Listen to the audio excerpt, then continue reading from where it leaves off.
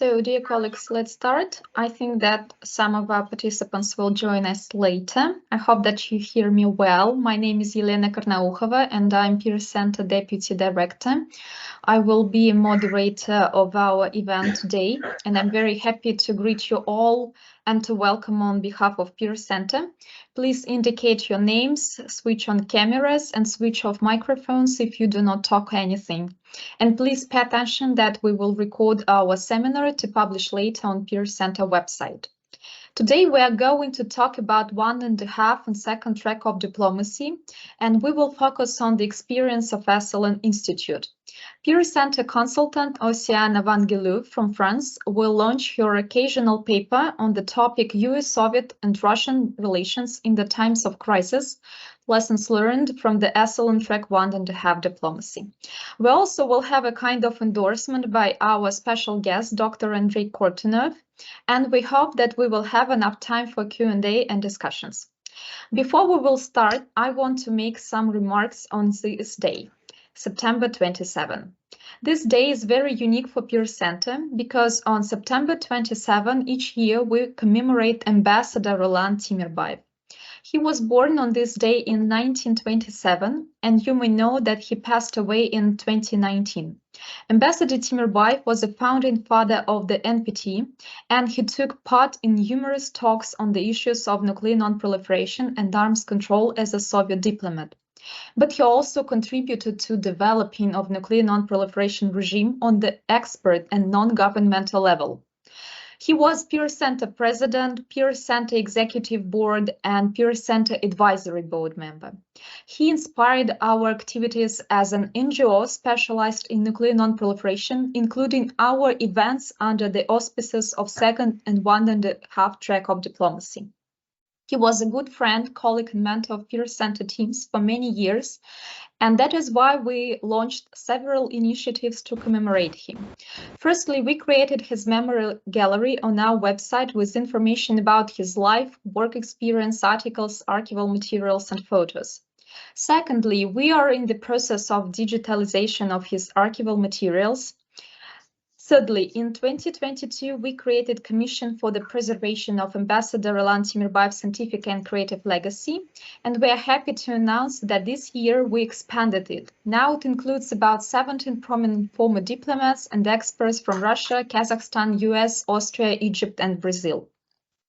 The main goal of the Commission is to prepare 3 volumes books that would cover the history of the nuclear non-proliferation regime based on the articles, monographs, archival, official documents, and personal diaries of Ambassador Timmerbaev. And in 2023, ПИР-Центра has already published the first volume, Anthology of Roland Timmerbaev in Russian, which collected the most memorable and interesting articles of Ambassador Timmerbaev published under the auspices of ПИР-Центра. We will send you the link to find more details and all the materials on our website, but now let's turn to our main topic of the seminar. And now I want to give the floor to Dr. Vladimir Orlov, ПИР-Центра Director, for delivering his personal welcoming remarks. Thank you, Елена. Good afternoon, dear colleagues. Good afternoon, Dr. Kortunov, Andrei, great to see you. Good afternoon, Ocean.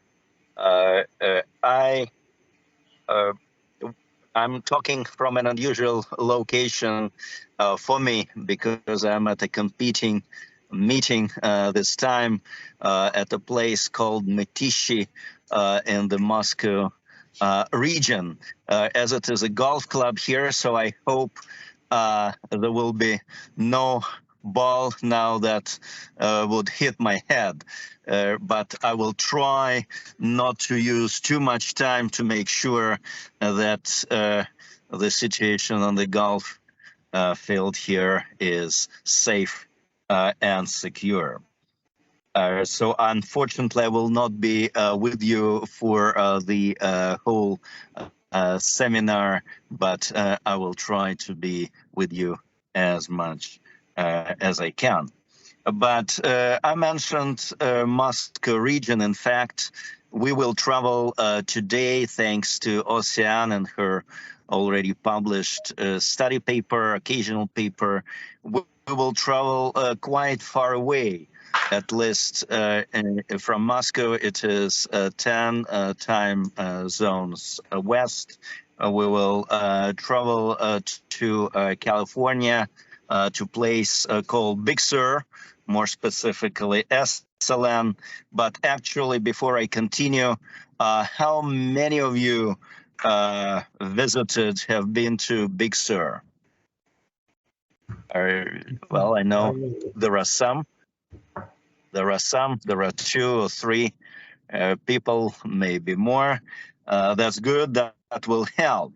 For those who haven't been to Big Sur and who haven't read the novel called Big Sur, I must say that it is a very unusual and a very beautiful place. It is a very beautiful place with the wild beauty of California's central coast. It's wild, it's remote, it's dramatic, with the waves of the Pacific Ocean meeting the rocks and the very high cliffs. A lot of secluded beaches, some of them with raw sand, and actually a lot of smell of marijuana, because the soft drugs there always were most welcome, particularly starting 1960s, 1968, and later. That was the hippie capital for some time, or the hippie escape for many years. Or even today, when you go there, you will see some hippie communities, and you definitely will see that contrast between extra ultra luxury of some places nearby and extreme poverty of certain communities around, and definitely the beauty of the land of Big Sur. You will have no internet connection in most of the places. So for those of you who believe that in California there should be 100% of coverage for your mobile phones, this is completely wrong. There are a lot of floods. Sometimes those areas and wildfires, depending on the season, that area is cut off the rest of the state and the rest of the country. Why do I mention all that today? Because it was a couple plus years ago when I asked Ocean, who was preparing to go not to Big Sur, but to Monterey, which is an hour-and-a-half drive to Big Sur, to go there to the Millbury College as part of our dual degree GIMO ПИР-Центра Millbury program. I asked her to explore that part of California Central Coast with a very clear reason, not related only to the beauty and unusual beauty of the place, because Esalen, which is part of the Big Sur, has a so-called institute, and that institute or that institution or that place have had a tradition of providing a platform for very informal, as you can guess, very informal discussions, even in the toughest times of the Soviet-American relations in the first Cold War. And it was known, and it has been known, as the place for the Soviet-American diplomacy track 1.5. How it worked, whether there was a chemistry, what kind of chemistry, this is what I asked Esalen, Ocean, to share about Esalen and to share with us, which later on turned out to be her occasional paper, but I'm sure there are also impressions and experiences which were not included in that paper. Most importantly, of course, we talked not only about the history, but about lessons learned and what it may suggest us, what lessons it may provide us for today. So the relevance for today's situation. And this is what we will hear from Ocean just in a few minutes, and what some of you already read in her occasional paper published by ПИР-Центра as part of her consultancy with ПИР-Центра in the previous months. But what I want to raise as a question, both for Ocean, of course, for our special guest, Andrei Kortunov, but also for the whole seminar today. What is track 1.5 diplomacy? Actually, in Russian, it's translated as полуторная дорожка, полуторка, a mix of government and expert, non-government expertise aimed at finding some helpful solutions. But some may challenge that even the track 1.5 really exists. Some may say that it's maybe the same as there is the Russian, or better saying Soviet definition as полуторная кровать, полутораспальная кровать, which hardly translatable into other languages, but something like bed for 1.5 persons. So some may say like bed for 1.5 persons is an artificial invention, and there is bed for 1, bed for 2, maybe bed for more, but not bed for 1.5. So the same may apply to the diplomacy. There may be track 1, which is government, track 2, which is non-government, but that mix is non-existent. I invite you to challenge this position, to discuss this position. As a practitioner, as not a theorist of these things, at ПИР-Центра, I always thought we were practicing, and we have been practicing exactly what is called track 1.5.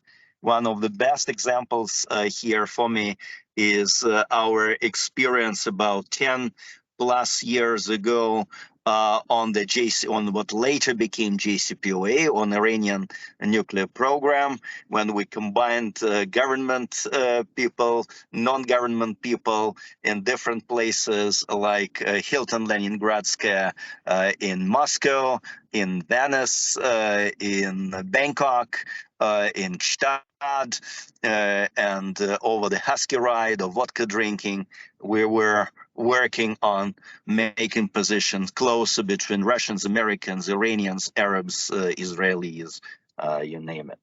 And I think it actually didn't work well. It didn't work bad at that time. It worked pretty well.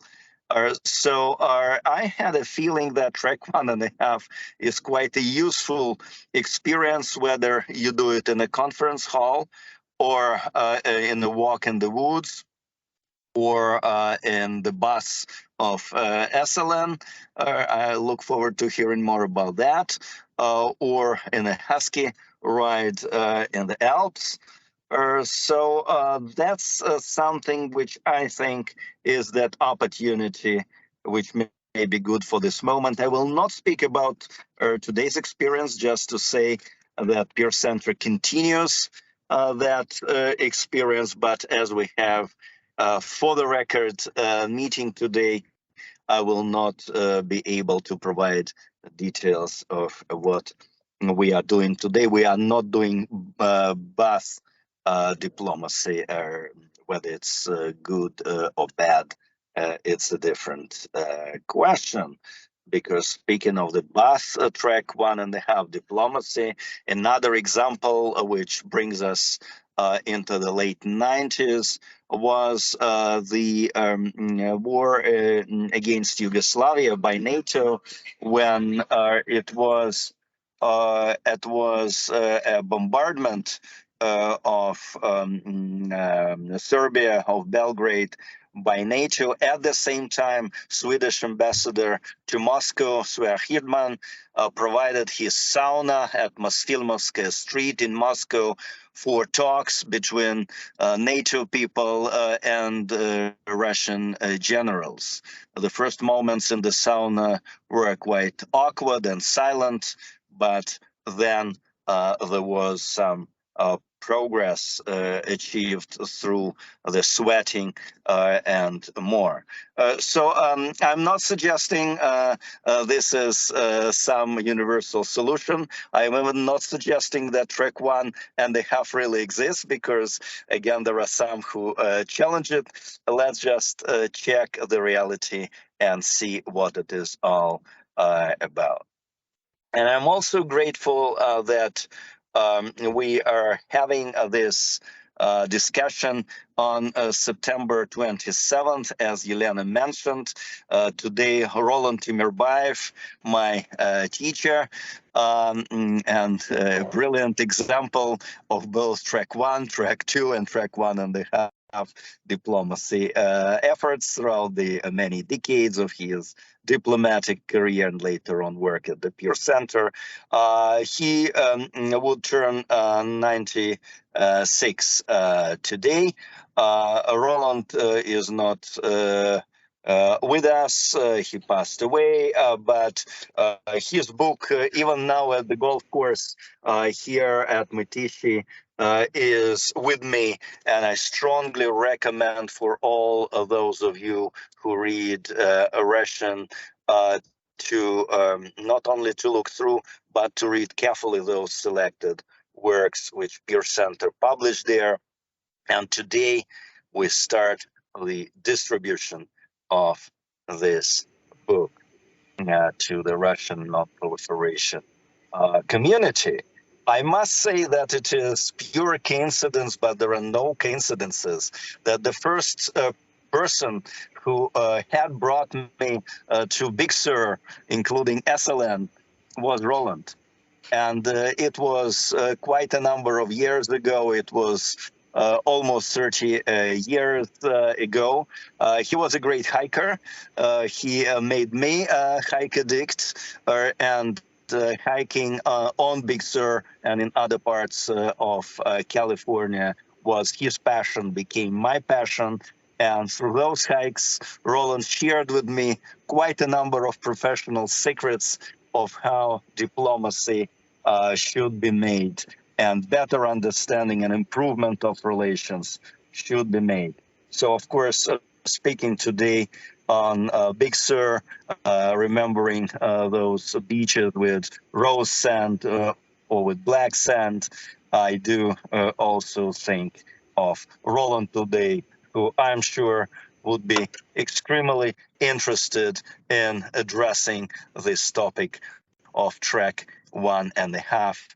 Although I'm not sure whether he would be equally happy to see the current state, desperate state of bilateral Russian-American relations, to which track 1.5 may be a solution, or maybe it's too late to save this free fall of a relationship. Let's look at that, and let's listen to our special guest, to our presenter, and of course to the audience who gathered today. Thank you, Elena. Floor is yours.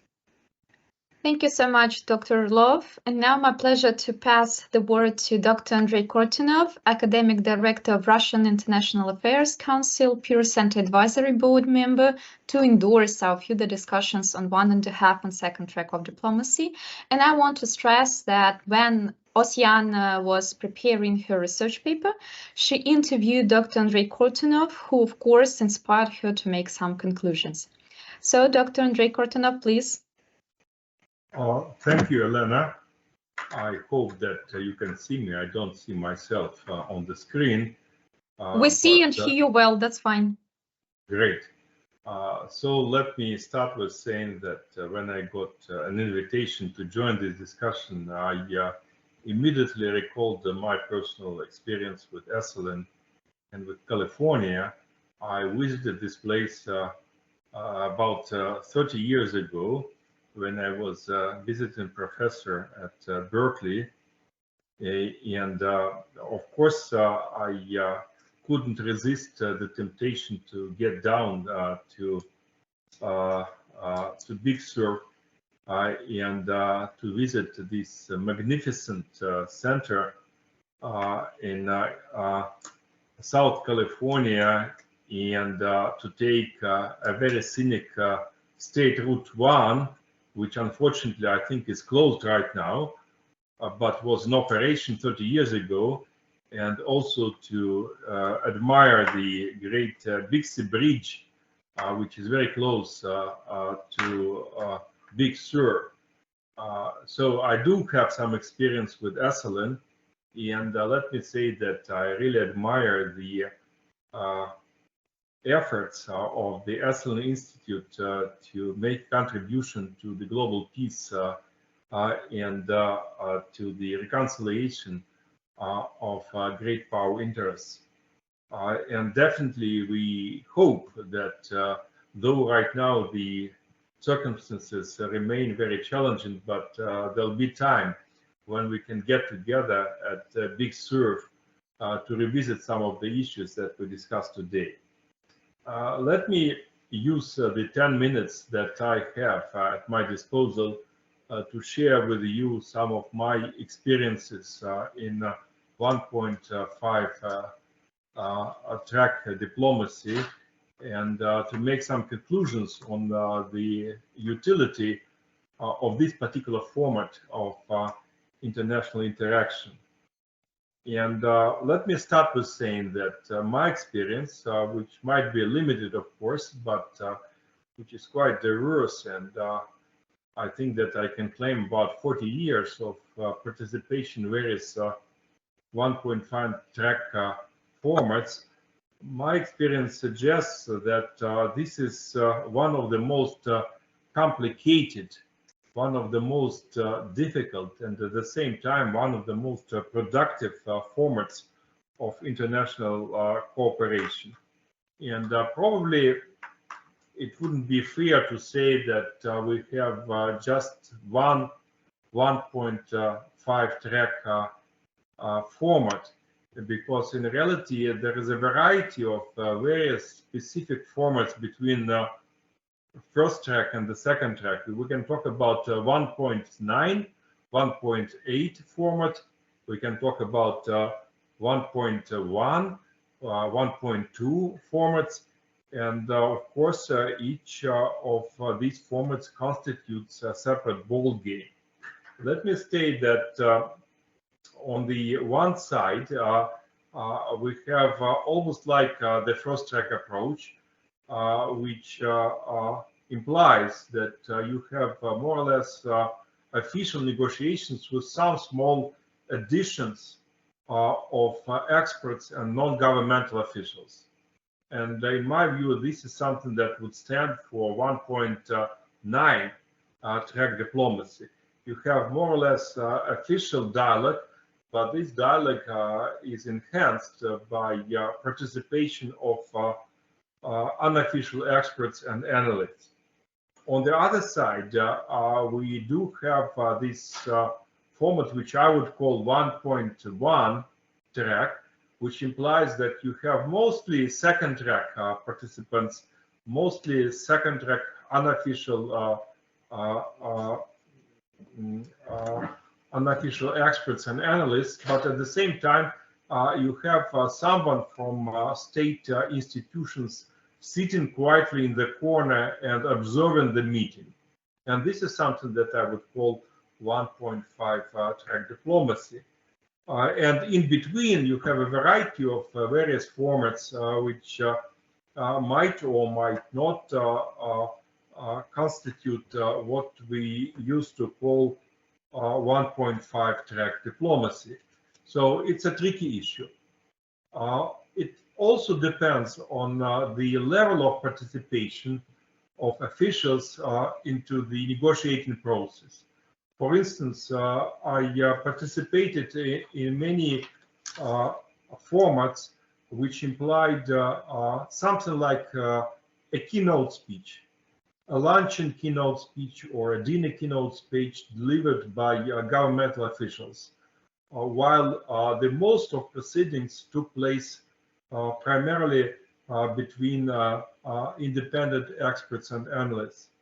Would you really call it a 1.5 track diplomacy track? It's an issue.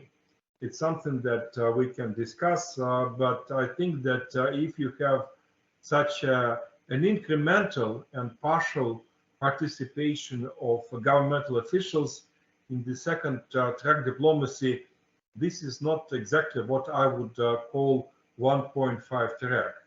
I think that it will be a stretch, though, of course, it remains quite important and useful.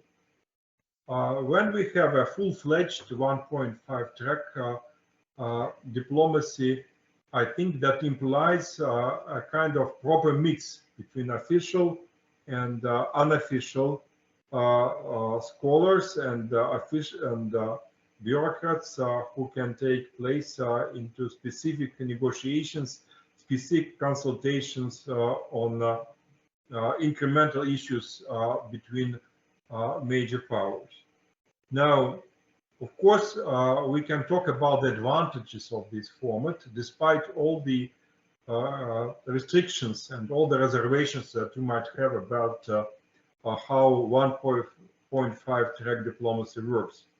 The first advantage, in my view, is that when we get to 1.5 diplomacy track, it suggests that state officials are really interested in what we are doing. And this is important. This is something that might make a lot of difference. We can discuss various topics, we can discuss various subjects, but if there is no interest by state institutions, I think that most of our discussions might remain just an academic exercise. So 1.5 track, participation of state officials is important in terms of demonstrating the interest of governmental agencies in what we are doing. And we all know that governmental officials have a lot of competing requests for their time, and it is not easy to convince them to participate in what we are doing.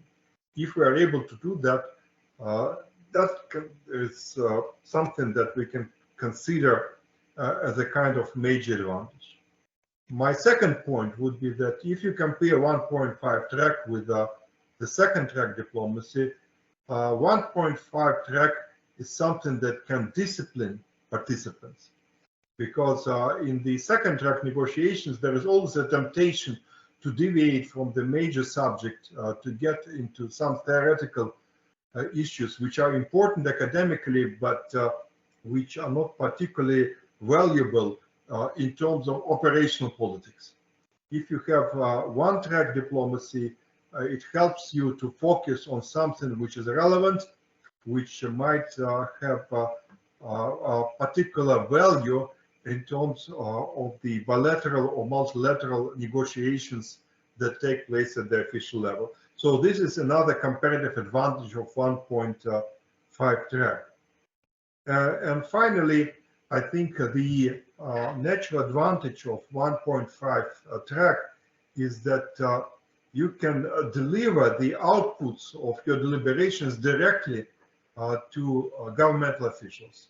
Because if you have a second track diplomacy, you have to convert your discussions and your deliberations into something that you can present to appropriate governmental agencies.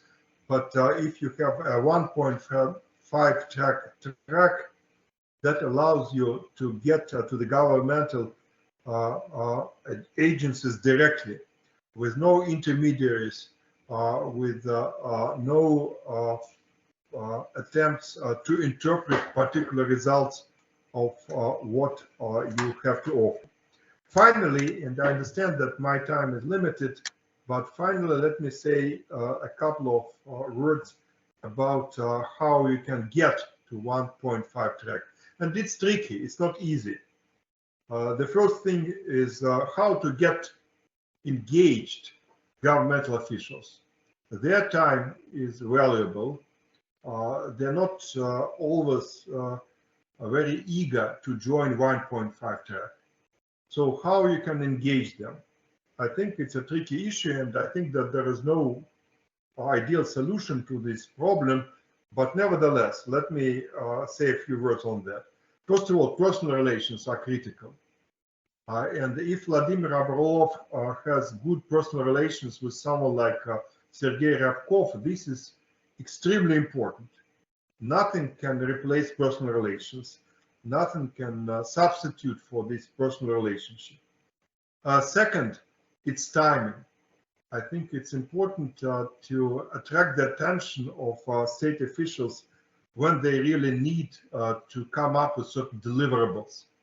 Usually it comes when they are preparing for some ministerials or summit meetings, when there is something that they really count on and they need deliverables.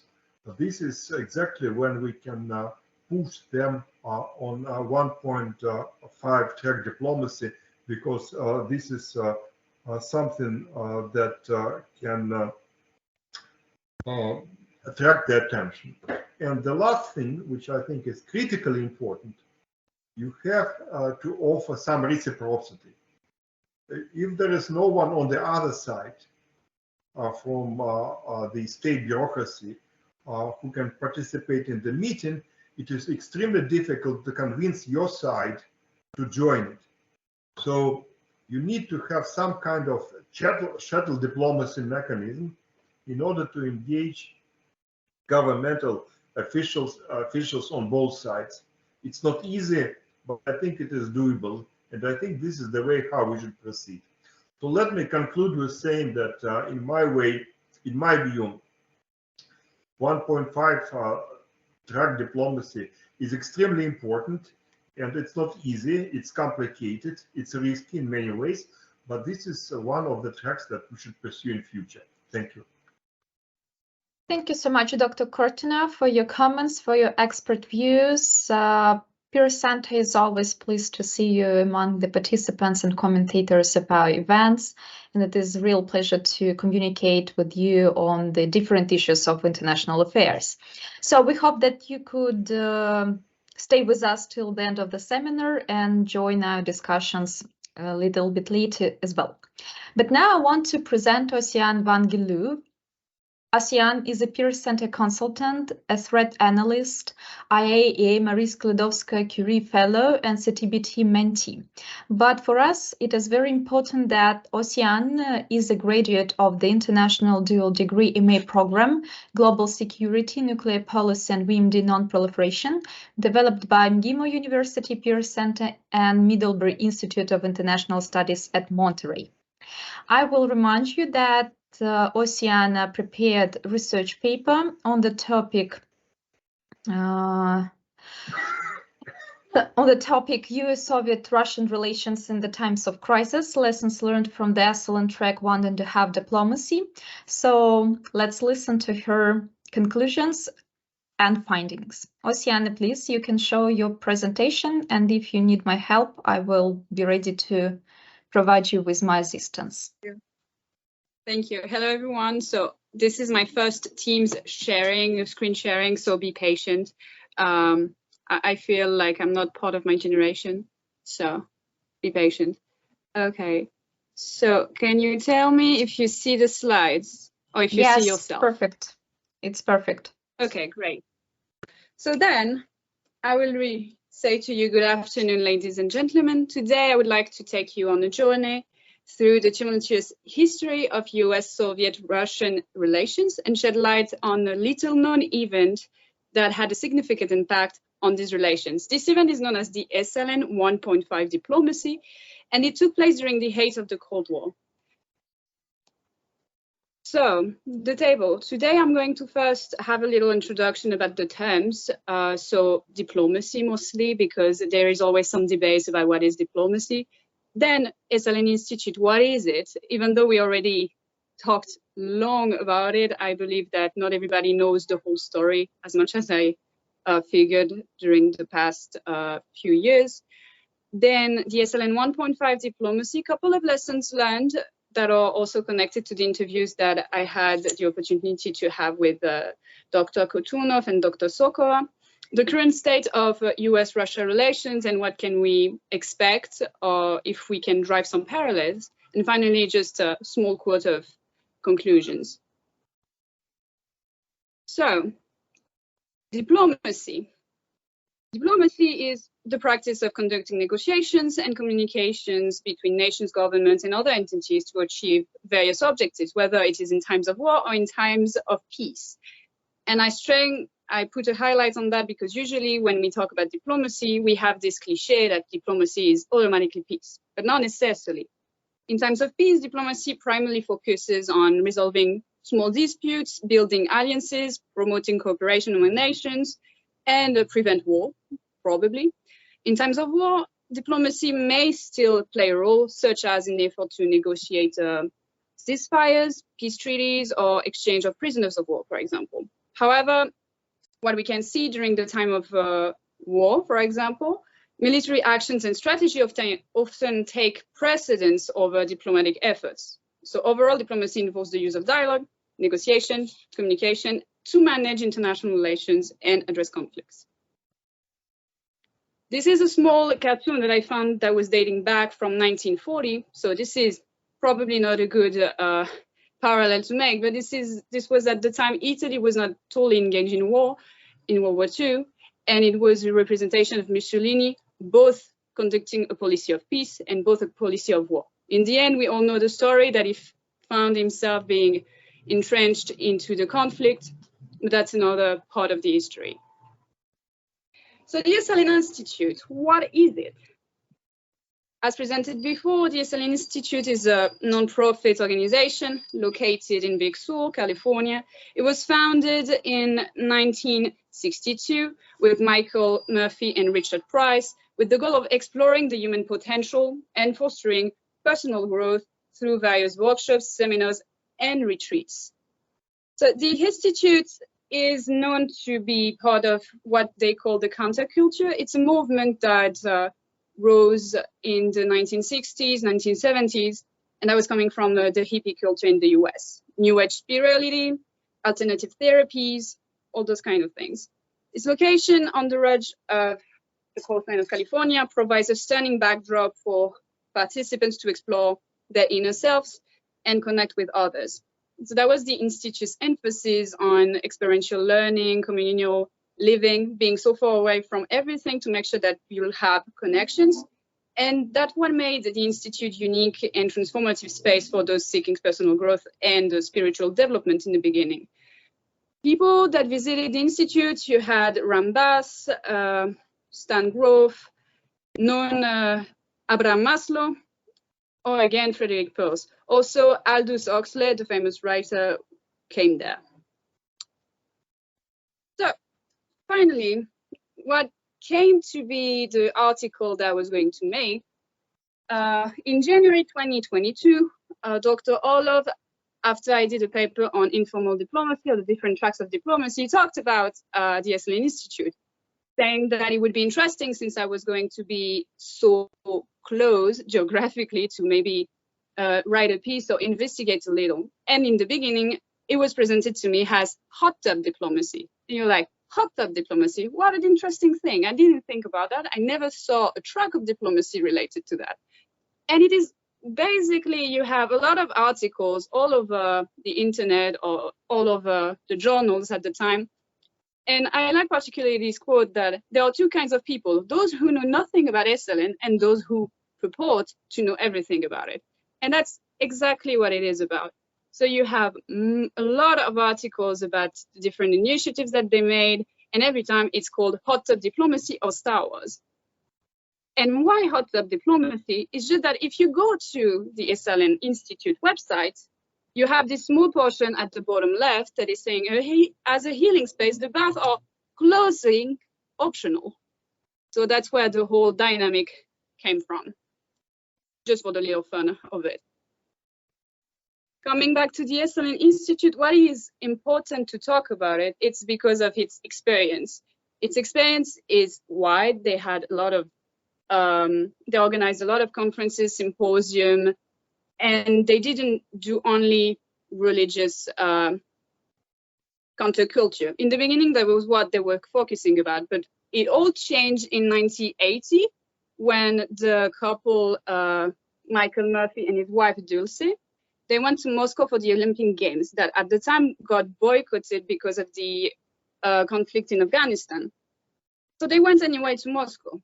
And when they came back, they had the idea that they could do something from their initiative. And they created the Esalen Soviet-American exchange program that will later be called, abusively or not maybe, the Esalen Institute and Hot Tub Diplomacy. And in 1981, they organized the first conference on citizen diplomacy, track to diplomacy. And that's where the term of track to diplomacy was created by Joseph Monville. And Joseph Monville was an active member of the Esalen Institute.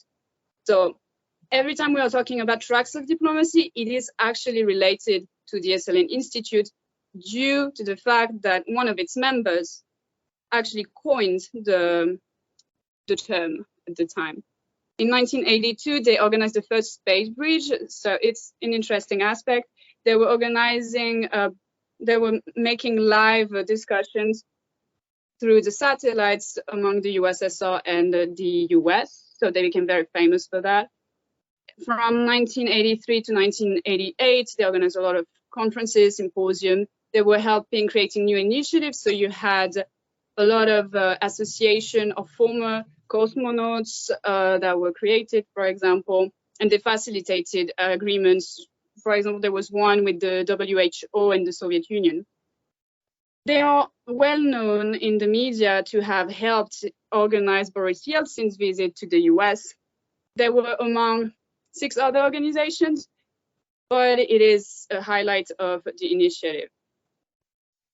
Finally, lately, because it's also interesting, in 2004, they renamed the Esalen Soviet-American Exchange to the Track 2, an institute for citizen diplomacy, to expand their experience to the Middle East. So they wanted to create the International Abrahamic Network to try to find maybe a solution or a way to appease the tensions within the different religions and in Israel, Palestine, and the Christians around there. And the last event that is registered in the timeline that they have delivered is the third bomb conference that was online in 2021. And they were having this conference with the built-in of the atomic scientists, which is kind of ironic that they did this conference specifically on arms control, considering the new vast use of the threat of use of nuclear weapons all over the world. So the Esalen Institute, is it a case study of track 1.5 diplomacy, or is it the track 1.5 diplomacy? Well, what was interesting in studying this institute is that the diplomacy that they were trying to conduct, the citizen diplomacy as they call, was a groundbreaking meeting between Americans and Soviet officials. That was not always the case. They started the initiative, as I mentioned before, in 1980, but the first meeting with officials is dated back in 1982. So it's because of their experience and their reputation that they managed to attract the attention, as Dr. Korchnov was saying earlier. Then the first Space Bridge conference was organized by the Esalen Institute, as I said earlier, along the conferences, exhibitions, but they also did, they were multi-domain. They were also covering sports sponsorship. So there was an instance in which they sponsored 6 tennismen from the Soviet Union to come play tennis in the US. It might not sound that important, but in the end, it did an exchange of culture and it had an impact. And also some art exhibitions. Other than that, those events were attended by a diverse group of individuals, including government officials, academics, and business leaders. the discussions covered a wide range of topics, from arms controls to human rights or simply cultural exchanges. And one of the most significant outcomes of the Esalen 1.5 diplomacy was the establishment of personal relations between American and Soviet officials. These relationships helped to build trust, understanding between the two nations, which ultimately contributed to thwarting the Cold War tensions. So the efforts paved the way for future informal diplomacy efforts, like the Dartmouth Conference, the Pugwash conferences on science and world affairs, or even the National Citizens Advisory Council for Space Policy. In a way, they figured that sometimes you need to get out of the shoes, your official's shoes, and make it personal. That's why establishing a personal relationship build trust overall. Now, those are a couple of pictures that were available from the different initiatives. So this is the famous visit of Boris Yeltsin to the United States in 1989. There are a lot of critics about that. This one is a meeting with George Bush. So that's when he became president.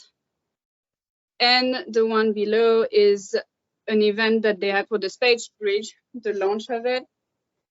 And that's it. So ultimately, when I'm saying making it personal, is it's a story about the people mostly. Of course, international relations officials have an impact on international relations, but the quality of the Esalen Institute was to bring it back to the people.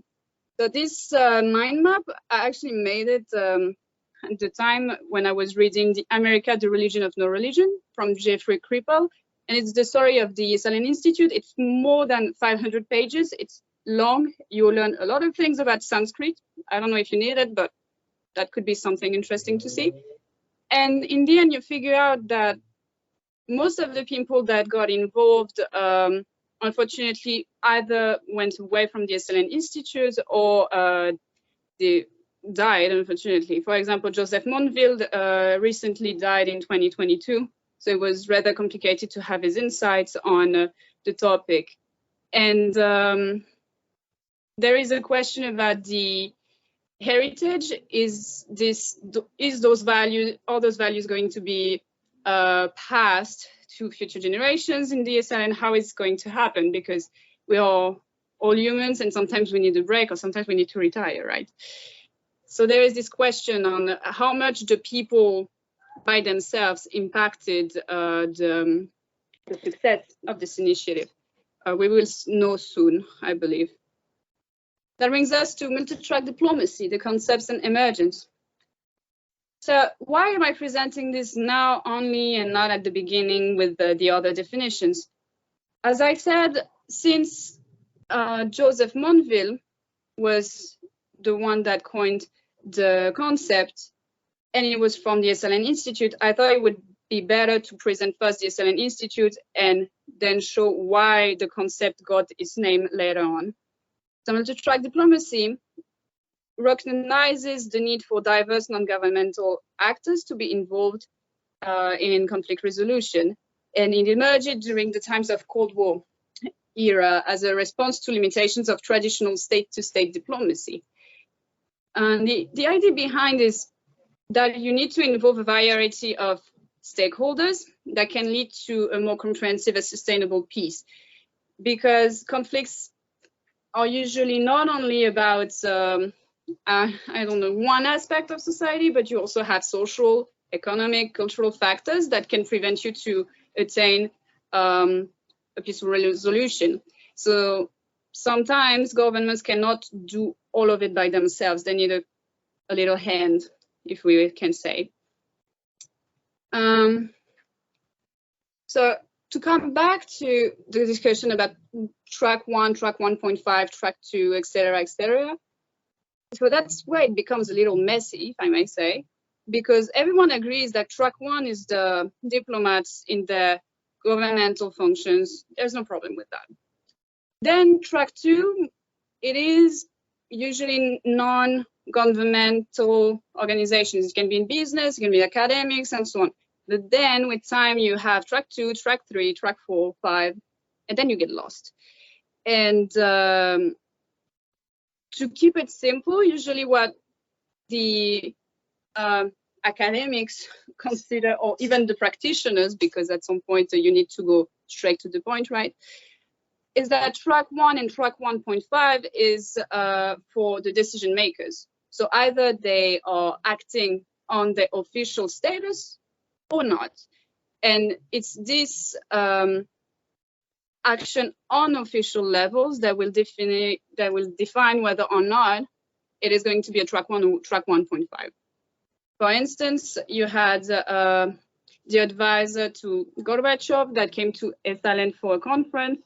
He came more or less, I would say, as on an informal basis. That could be considered track 1.5, but still it was widely published in the news, so it still can be considered track 1. There's kind of a margin that is very unclear. Track 2, you have different kinds. Either you have non-governmental organizations that are basically creating events that then allow track 1.5 to happen, or again, another track 2 that is basically training people to then arrive to a level of officials. So that's the problem with academics, as we mentioned earlier, is that you go very deep in the theory. In the end, I just believe that it's a matter of people being people and trying to find the best way to have a discussion. And track 1.5 is a way to do it. Now, the lessons learned. Thanks to the study and discussions that I conducted with Dr. Kovtunov or with Dr. Sokova, I discovered that there were different aspects that help to enhance the dialogue and the cooperation. First one is obvious, is the trust aspect. And building trust and relationships between opposing parties is even more important. As the Chinese saying goes, keep your friends close, but your enemies even closer, right? So that comes from there. And by engaging in informal, non-governmental discussions, the participants in the Esalen process and case study were able to establish personal connections and find common ground, which ultimately paved the way for formal negotiations. Because when you have a first discussion that is informal, but you understand that in the end you don't have that many points in opposition, you pass it on and you want it to advance a further level. The other aspect is making it personal. Of course, it is kind of weird to say it, if I may say it that way. It's having officials being personal seems to be very controversial, because you have an official status and you have duties for your country, for the policy that is behind. So how personal can you be? And it is just the idea that in front of you, the other negotiator is going to be a person as well. So establishing a personal connection, understanding where the lines and having respect for those is what is going to create the trust that we mentioned in the first hand. Another lesson learned that was quite interesting is the physical isolation. So don't worry, it's not about abducting people. It's mostly that when you gather people away from a transport, so like an airport, his embassy, that prevents him to have to be called. So being on a vacation on a place that is not easy to access allows the person to actually relax, do not think that they'll have a last-minute emergency, and actually concentrate on the moment and be open for the conversations. So it's an interesting aspect that I never considered before this study. And finally, the multi-domain is really an important aspect, I believe, because to address the general rift inside relations involving different domains, you need to have the different domains to actually address the problem with you for more complementarity and comprehensiveness. Another lesson is the value of creative thinking and critical thinking, as well as problem solving. The participants in the Esalen 1.5 diplomacy were willing to think outside the box and explore unconventional solutions to complex issues, because they didn't have the fear necessarily to be listened to. So they felt more open to talk about more subjects. And this approach allowed them to break through traditional diplomatic barriers and achieve real progress. Now, current state of US-Russia relations. Why are we talking about that? For the obvious reason that right now we are all considering this question. If Esalen was so successful for the previous story, is an Esalen diplomacy 2.0, and sorry for the use of numbers, relevant for the current crisis? And in my sense, I failed to see how it could be implemented at the moment, because Esalen, they started the initiative in 1980s, which means that the Cold War was more or less there for 25 to 30 years. So people got used to it, and when it was getting very harder, they decided that maybe it was time to act because it was taking too much time to go through the traditional links and processes. Okay, but at the moment it's still fresh in our situation, so I think things will get better, will get worse before getting better. And as long as you don't have a wake-up call from the different parties, it is unlikely that the different officials would like to take part of the different processes. Along those lines, they have probably indications that they should not start those initiatives, because each government is probably trying to take the temperature and understand how they should proceed, since everything is going so fast compared to the Cold War times. Another aspect that makes me think that the situation is different is the multipolarity. Before we had a bipolar system, so it was basically the two big countries of the blocs that were deciding or leading the others. Today, it's not so much the case, and there is an overall disagreement among the different nations on how the balance of power is being done today, and it's being placed. So it's a challenge because you have a multiplicity of actors, which means that you need to have more people to talk to and potentially more cultural differences to consider. And that comes with the idea from that I studied while I was in Russia, that was the polycentrism, that you'll have different centers of powers and leadership. And that's probably the direction we are taking at the moment. And of course, the first world power is trying to fight back this idea. So how much friction is going to create is another question. Finally, the current leadership is very unlikely to allow this type of 1.5 diplomacy to occur due to the personal animosities. It is not easy to have a conversation with your counterpart from another country when he treats you as a war criminal. So it's something to still bear in mind. Good business is done with good friends. That's usually what they say. On that note, I would like to thank you for giving me this time. The Esalen 1.5 diplomacy, as I said before, was a groundbreaking event that demonstrated power of multi-track diplomacy in resolving conflicts between nations. And by bringing together individuals from different backgrounds, perspectives, the Esalen Institute was able to facilitate productive dialogues and build mutual understanding between the US and the Soviet Union at the time, even Russia today. The lessons learned are still relevant today as we continue to navigate complex geopolitical relationships. I just believe that they will need to readapt due to the new realities. And thank you for their time. As they were saying, yeah, in the book at some point, they are mentioning that the problem is not the players, but the game in itself, and the old rules must sometimes be challenged and go. Thank you for your attention. Thank you so much, Oseana. It was rather interesting, and I'm sure that your presentation will boost our discussions now. So, dear colleagues, we have time for Q&A and discussions. Please do not hesitate to share your own experience, to ask questions, to make comments. Just raise your virtual hands or indicate your desire in our chat. So, who is going to start? I see Cynthia Lazarov. Cynthia, hello. Maybe you will share your experience with us.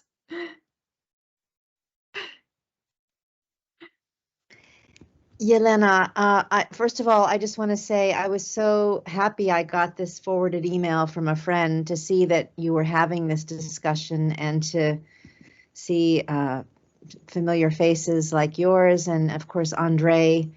It's really good to see you. It's been a while, but to hear your wisdom, and Oseana, to see that you're actually interested in really looking at what happened in the 1980s.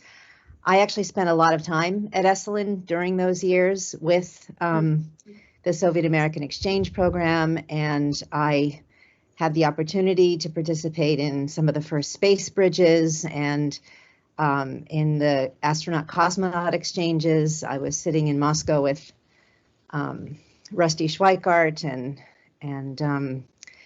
cosmonaut Leonov and others, and so it just really means a lot to see that you're actually having this conversation at such a very difficult time in relations. I'm sad to see that I think I may be the only American here. And so I wish there were more Americans on the call to be having the conversation, because I think that, you know, in whatever ways we can maintain some kind of contact and communication at this time, it's so important. And I know Andre, I'm sure, can share more about the feeling back then, but at the time when the Esalen Soviet American exchange program got started, and I just want to mention two other people who were the co-founders, Oseana, I'm not sure if you heard about them, but Jim Hickman and Mary Payne co-founded the Esalen Soviet American exchange program in the early 80s. And, you know, around that time, there was such a high fear of the danger of nuclear war. And I think that was one of the driving forces for actually creating Track 2 and then Track 1.5 efforts. For so many of us, I kind of did the youth exchange version of what Esalen did, but we shared offices in the same building, so we were kind of like one large family. And you know, I think that sort of awareness and that overarching fear of nuclear war and wanting to prevent that is what drove so many of us into citizen diplomacy. And I think that awareness is there today, but it's not at the same level as it was back then. And so that was a comment that I wanted to make, is that I think that people are sleepwalking on the nuclear risk. And I think that is a piece that as more and more people wake up can make a difference. And I guess the other thing I would say is that I think that, you know, I'm reminded of the words of Nelson Mandela, who said it always seems impossible until it's done. So that even at these really impossible times, and it did seem impossible back then, it actually did seem impossible. I grew up, you know, and I remember the Cuban Missile Crisis, and I grew up hearing that, you know, that the Soviet Union would always be our enemy, that the Berlin Wall would never come down in our lifetime, and that we were all most likely going to die in a nuclear war. And very quickly in the 1980s, things changed relatively quickly, just like they did in South Africa. It took a really long time. There were lots of struggles along the way, but I think holding the vision of something different and maintaining whatever contact we can at this time in whatever way is possible is what's going to carry us through. So I'm just grateful to be here, and thank you, Yelena, for inviting me to share some words. I just encourage everyone to just do whatever we can. And so we still have a chance. There's still time. We're still here. So we can do this somehow. We have to. Thank you so much, Cynthia. We're also pleased to see you. Long time no see. And I want to stress that Cynthia Lazarov is the founder of Nuclear Wake Up Call Earth initiative, and which also proposes many initiatives to promote Russian-American dialogue on nuclear issues to escape the nuclear wars and other problems within the relations between two states. I know that some of our young participants would like to pose questions. Let's start from Ekaterina Strahova from Tyumen. So, hello everyone. Internet, the ПИР-Центра, and I'll get straight to the question. The involvement of various stakeholders in track 1.5 could create power imbalances, as some participants may have more resources, influence, or access than others within this track. This could hinder the inclusivity and effectiveness of the dialogue process, I guess. And my question is what to do about it and how to overcome this problem. Thank you. Okay, thank you. This is the question for Oseana? Right. Yep, okay. Oseana, please. So just allow me to make sure that I understood your question. Do you mean that because of the different stakeholders that are inside the meeting, you are going to have power imbalance within the discussion? Right, Amanda. Yes, okay, good. Now, just to make sure, because I'm in the middle of France, so the connection is not that great, so no worries. And we all come from different fields, right? Some people have various years of experience. They know how it is done on a daily basis. So they have an advantage, but you also have your own advantage. Never consider that there is a power power imbalance is very linear, I would say, because when you see an actor that has a superiority over you in terms of one skill, you might have something that he doesn't have on the other side. So it's just a matter of perspective in that regard. And just the only advice from that is coming prepared. And usually in those meetings, there is a reason why those different people are in their field. So they should have some experience or at least something to rely to. Does that answer your question? Yeah, thank you. And thank you to you. Thank you so much. And now I see that Anastasia Kolikova raised her hand. Anastasia, please. Nice to see you again. Yeah, nice to see you too, Elena. Yeah, my name is Anastasia Kolikova, and I had the pleasure to be an intern in the educational program of ПИР-Центра. Now I'm currently a student at KAIST University, and thank you very much for bringing such an important question on the table today. And thank you to our speakers, distinguished speakers. So my question will be to Osean. Thank you for insightful presentation again. What do you think is the best way how to bring American and Russian representatives on the table of negotiations? What would be like the practical solution to current conflict of interests? And will anything be changed within the upcoming generations? Is it the problem in the generational conflict? What do you think about this perspective? Thank you.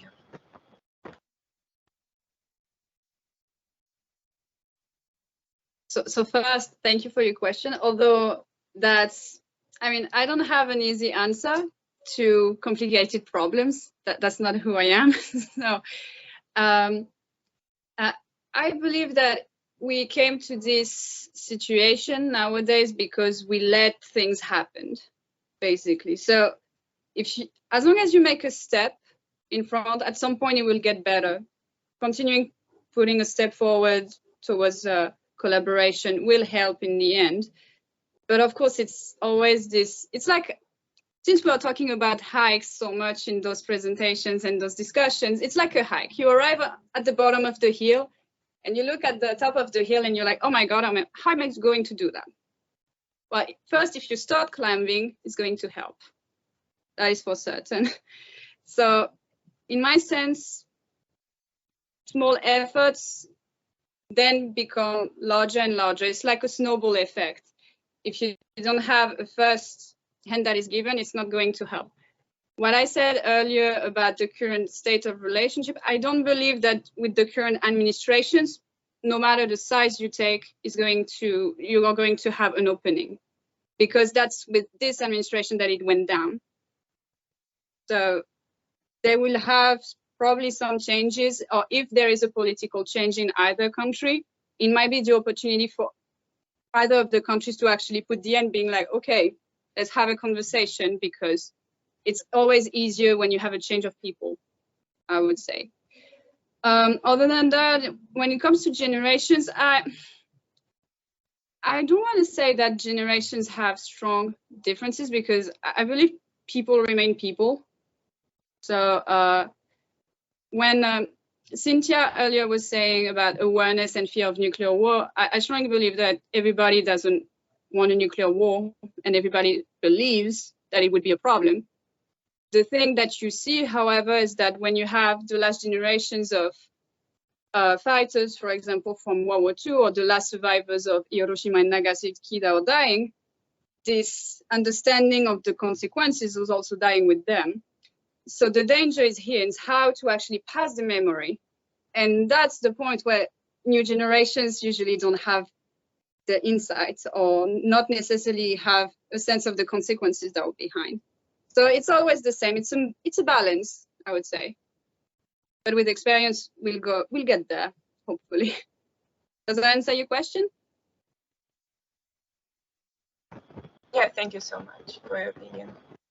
Thank you. Anytime. I mean, if anybody wants to contact me, there is my email in the presentation. So if you have questions, just send them by also if we are missing time. Okay, thank you. And now please, Maxime Sorokin. Maxime, please indicate to whom you would like to pose a question, and introduce yourself as well, please. Yeah, nice to meet you all. Warm greetings from Singapore. My name is Maxime Sorokin. I'm the information program intern at ПИР-Центра. Actually, my question, or it's even more like a comment, this is not directed to a specific person. I would love to actually initiate some kind of a discussion about the Czech 1.5 diplomacy, because when we always refer to history, of course, it's essential. It's a kind of invaluable experience that we learned from the past. We always refer to the Cold War, and the Cold War is one of the periods when Track 1.5 and Track 2 diplomacy manifested in their best ways, when experts talk to the experts, their counterparts, the Soviet experts talk to the Americans, and vice versa. But when we recall the contemporary situation, we can definitely say that the realities in which the experts are now operating are completely different, and most importantly is due to the information revolution, and the fact that alongside, when we still have the same issues like nuclear non-proliferation, terrorism, whatever security issues we can talk about, we also now have the issue of information war. And in this regard, when we talk about Czech 1.5 diplomacy, can we be assured today that it works in a decent level as it worked previously, like 40 years ago, 50 years ago? I would make an example that I faced here in Singapore. I talked to one of the professors here, he's German, and actually, when the special military operation started, he, as a well-known expert, at least in frames of Singapore, a lot of TVs, newspapers, social media sources, they invited him to make some comments on the conflict in Ukraine. And his position on this conflict is not specifically like the extreme point which is proposed by the European Union, for example. Of course, he told, like, in basic facts that, yeah, Russia is doing bad stuff, but at the same time, let us not forget what NATO is doing, for example, and so on and so forth. What's the result? He faced a lot of people started blaming him via social media sources, it also happened that some people called his wife, wishing death wish, actually that's the point we're currently facing just because of the internet. And as a result, he, as a well-known expert, very profound expert, he decided not to comment any further on the conflict. So actually, this information revolution, when we are all might be the victims of some blamings from other sides, just because we do not follow the mainstream, it makes these experts try to avoid some comments on a very, I would say, topics which, I don't know, go straight to our heart. Some specific issues which cannot be resolved, like, for example, yeah, we have one right now. And the main idea that I'm kind of proposing is that all this track 1.5 diplomacy, it cannot work well right now because it works in, I would say, 3 dimensions, either in a peacetime, when everything is fine, everybody is happy, nobody is going to war against each other.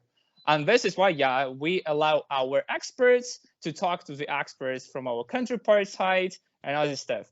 The second dimension, another extreme point, when we are on the edge of a big war. For example, during the Cold War time, everybody feared the nuclear war, and the risk was pretty high.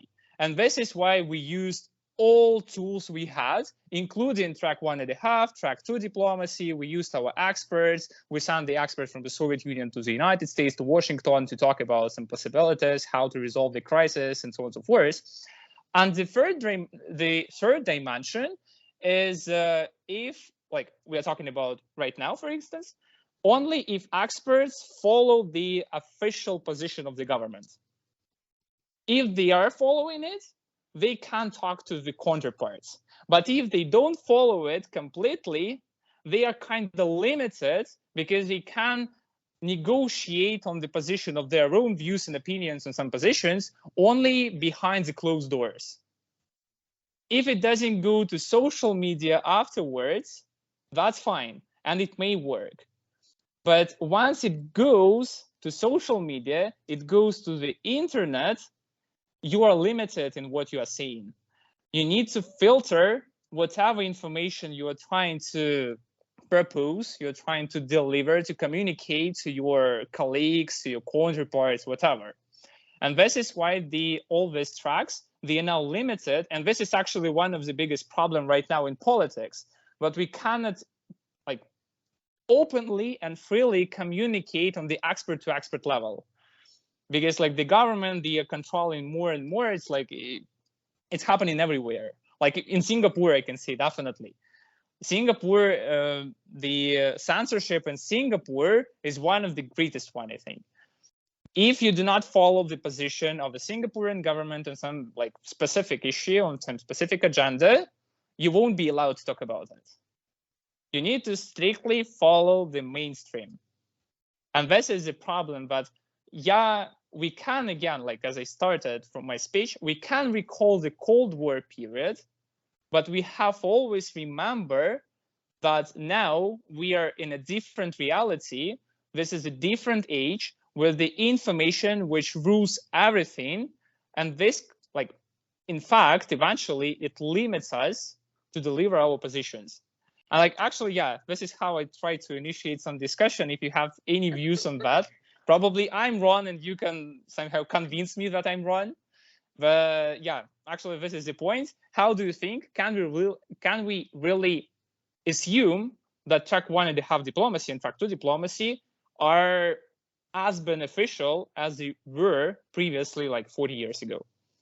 Thank you so much, Maxim. Dr. Kortunov, Oseana, would you like to comment something on this regard?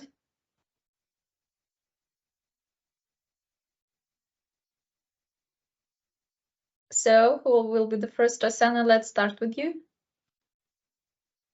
Okay, thank you. So that was a long dissertation. Well, thank you for bringing this aspect to the table.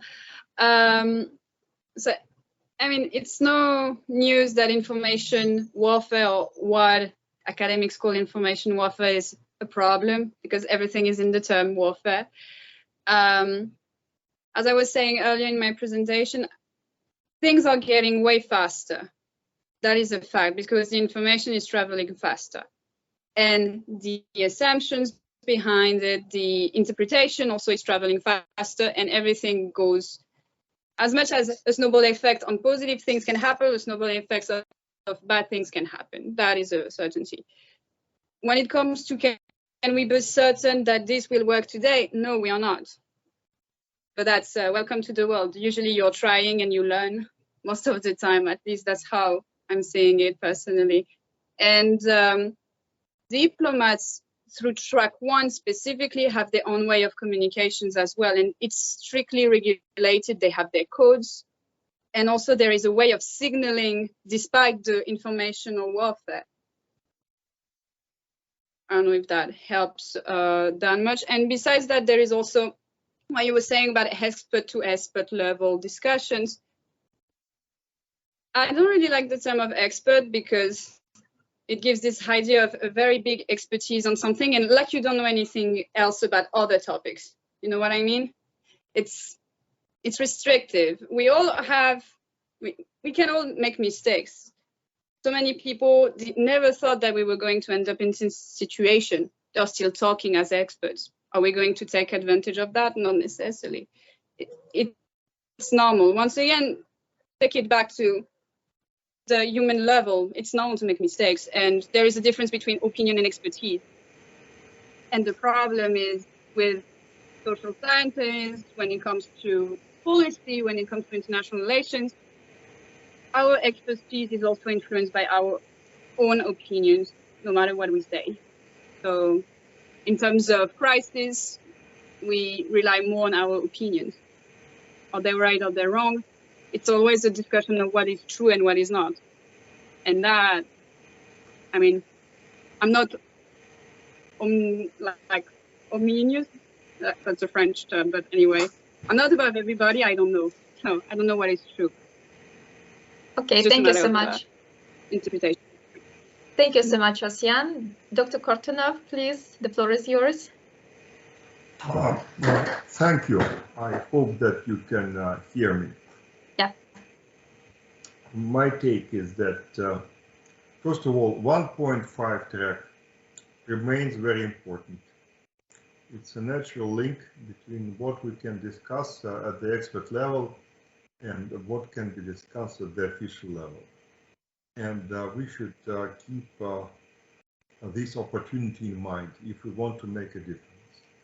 Because as independent experts, we can generate any ideas or any proposals, but that does not necessarily mean that these ideas or proposals will make a difference in terms of practical political decisions. So I think that this is something that we should keep in mind. My second point is that these discussions also suggest that 1.5 track is very complicated, and it's not easy to get an engagement from the official level. For instance, if you talk right now about the Russian-Ukrainian conflict and in a broader sense about the conflict between Russia and the West, it is not really easy to get the incentives for the officials to engage in some kind of substantive negotiations. They have their rules, they have their restrictions, they have their guidelines, and these guidelines sometimes remain a major obstacle on the way to fruitful negotiations. So this is something that should be kept in mind, and it means that we cannot really count on any fast returns on our political or academic investments into the negotiating process. Finally, my last point would be that although you never know when the 1.5 track becomes attainable, even if we don't know at what particular point in time state officials might develop an appetite for engaging into 1.5 track, we should still keep trying. It might sound trivial, but I think that's the only way to go, because if we stand for peace, if we stand for some kind of compromise resolution of international crisis, the only way we can make a difference is by engaging governmental officials, even if today they're not ready to participate in these particular negotiations. So my takeaway is that even if we believe that we cannot achieve a lot at this particular juncture in time, we should keep trying, because we never know when the opportunity knocks. The opportunity might knock tomorrow, or in half a year from now, or in 2 years from now, but we should be ready to be the first at the doorways when it happens. Thank you. Thank you so much, Dr. Kortunov, for making these comments. I see that Maxim again raised his hand. Maxim, please be brief, because we have 3 hands to pose questions.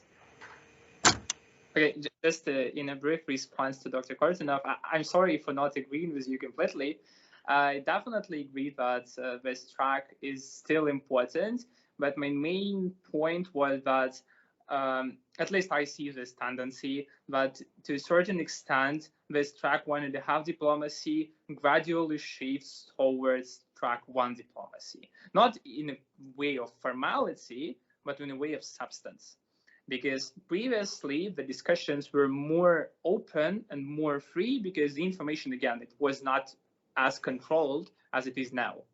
Well, right now it is, again, it's just less free, because you need to filter whatever you are saying, just because the information is controlled. And like, even though this track is important, it's not enough just to try maintaining it, but also on the expert level, the main goal right now is to think about how to avoid the shift from track 1.5 to track 1. We need to elaborate on something.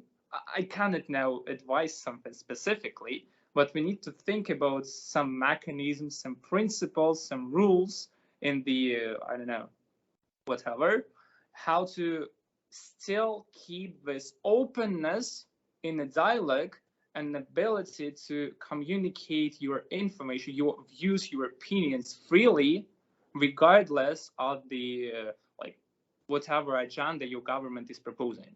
Because the most beneficial side of the track 1.5 and track 2 diplomacy is that you can propose your views, which might be different from the views of your government, for example. And this is how a lot of problems were solved previously, because experts, probably sometimes they see more rather than politicians.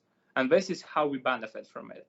And this is, yeah, again, the main point is that we just need to somehow prevent this shift, this move from one point to another, in order to maintain this openness.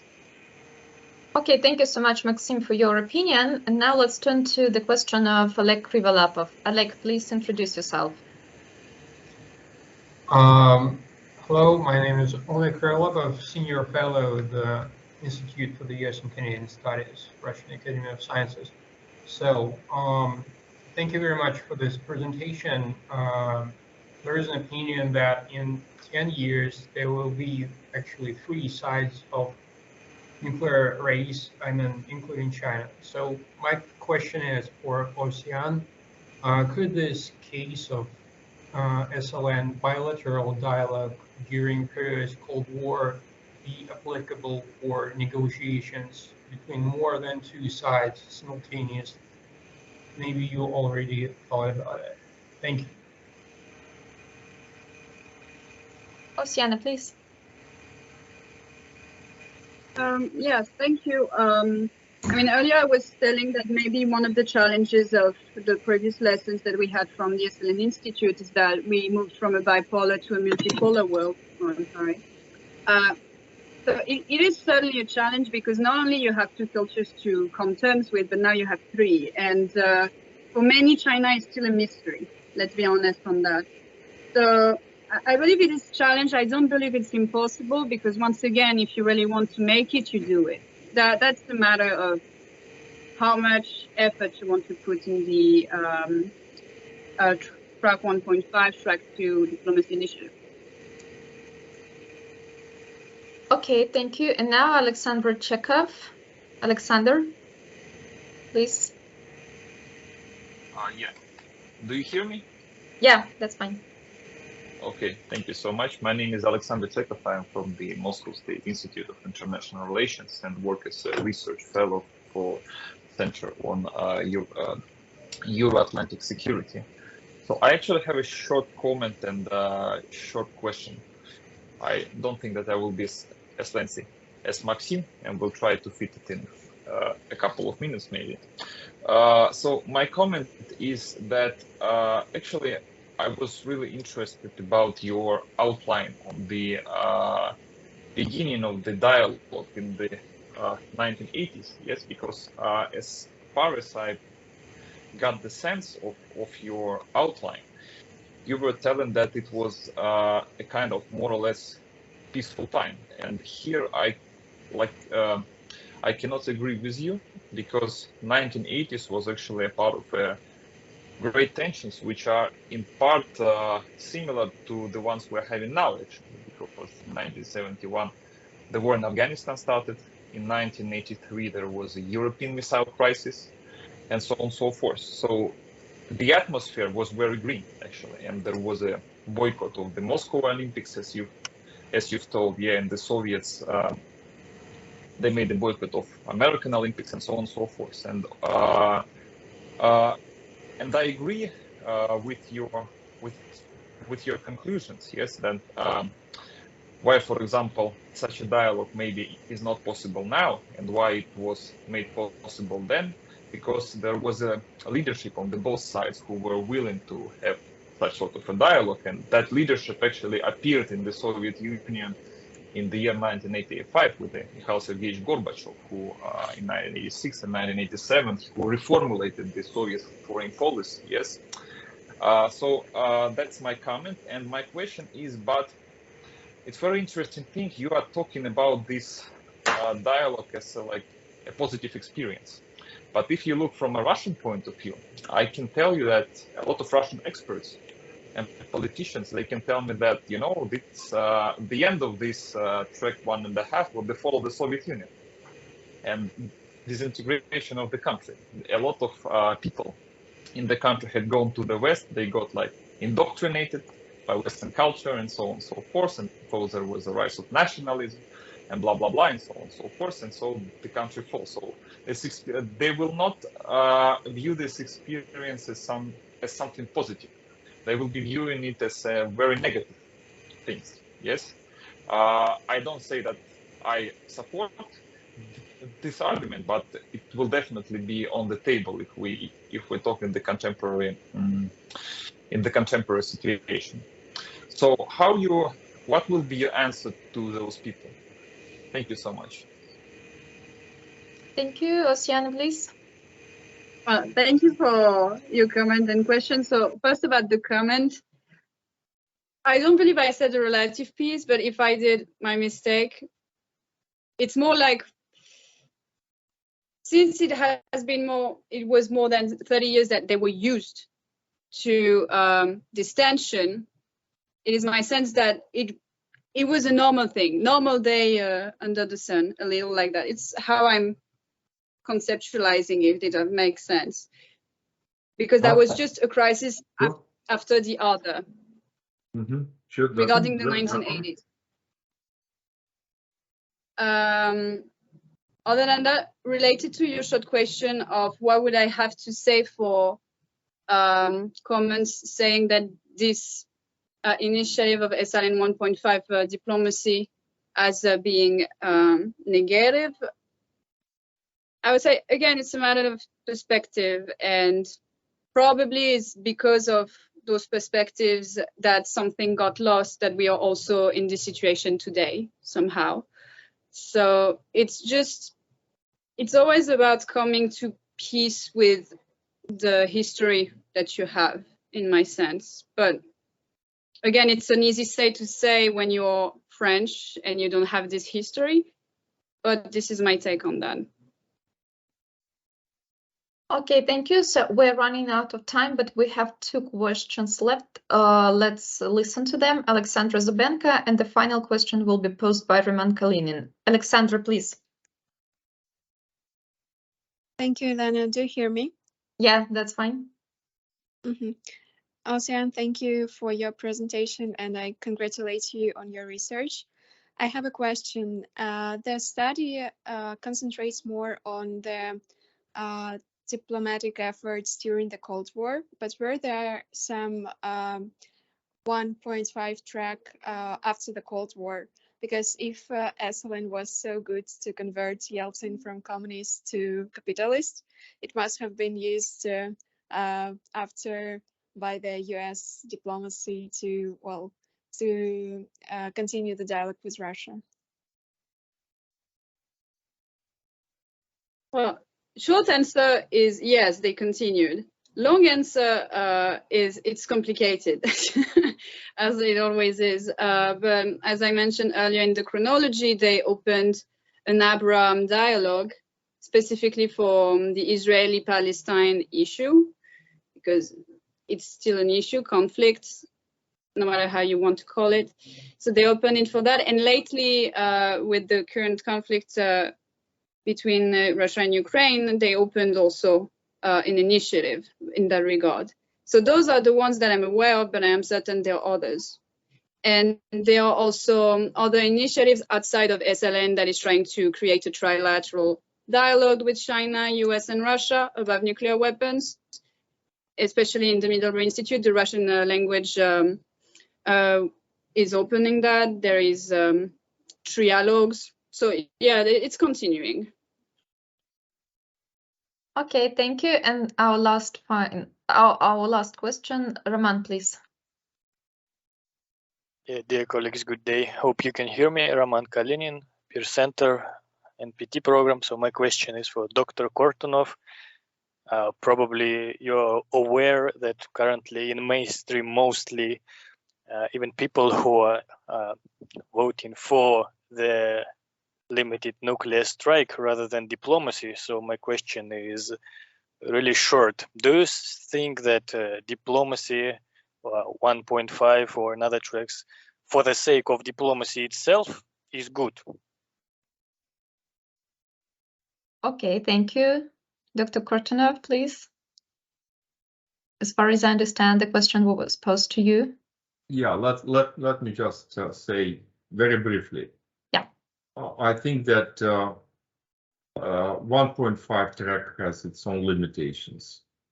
And if there is no motivation, if there is no appetite at the first track level to proceed with 1.5, there is not really much we can do.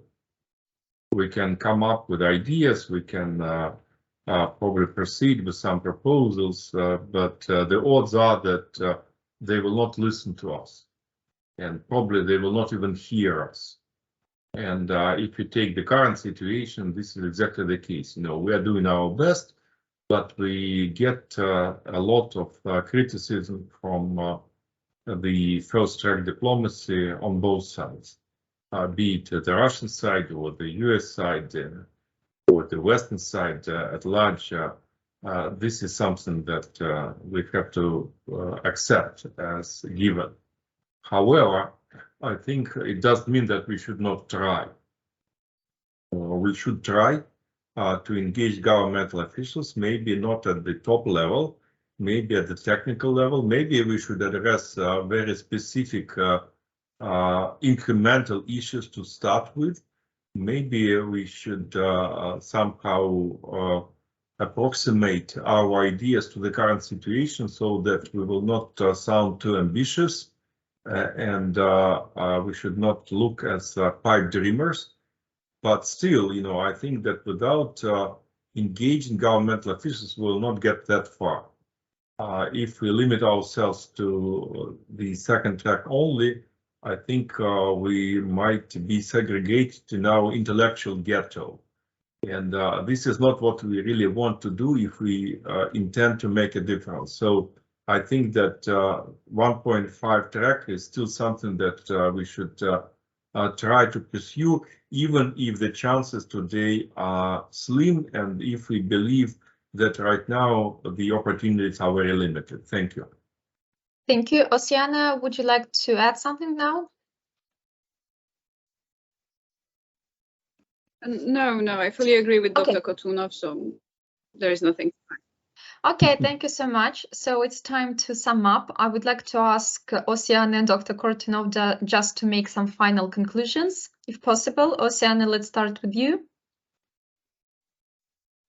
Well, thank you, Yelena. More than conclusions, yes, as I think I have showed before, I strongly believe that track 1.5 is not the solution, but could be a way to facilitate a solution.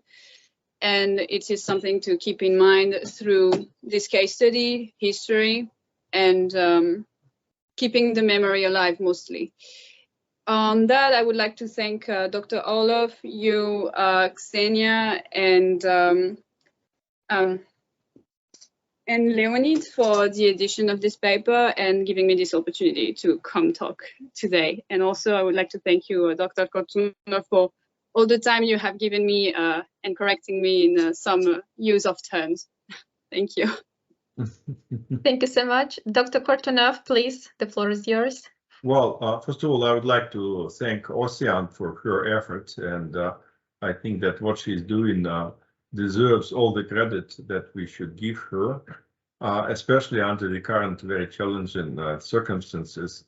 And let me say that the situation might look almost desperate right now, but I think that we should keep trying. We should keep coming up with new ideas and new potential solutions to the problems that we encounter. My take is that when and if the opportunity knocks at our door, we should be the first at the doorsteps, and hopefully we can make a difference. Thank you. Thank you so much, Dr. Kortunov. And on behalf of organizers, I would like to thank all our participants for taking part in our events. My congratulations to Oseana for having prepared this research paper and for her wonderful presentation today. My thanks to Dr. Kortunov for his wonderful expert view and his assistance to Oseana during the preparation of the research paper. And I also would like to thank all our participants who shared views, asked questions today. I think that we do not have enough discussions on the effectiveness of public diplomacy or 1.5 and second track of diplomacy. And of course, our expert seminar can be kind of can contribute to solve this problem. Thank you so much. We will be pleased to see you as participants of our events in the future. Have a good day, have a good night, evening, and keep abreast on news of ПИР-Центра. Thank you.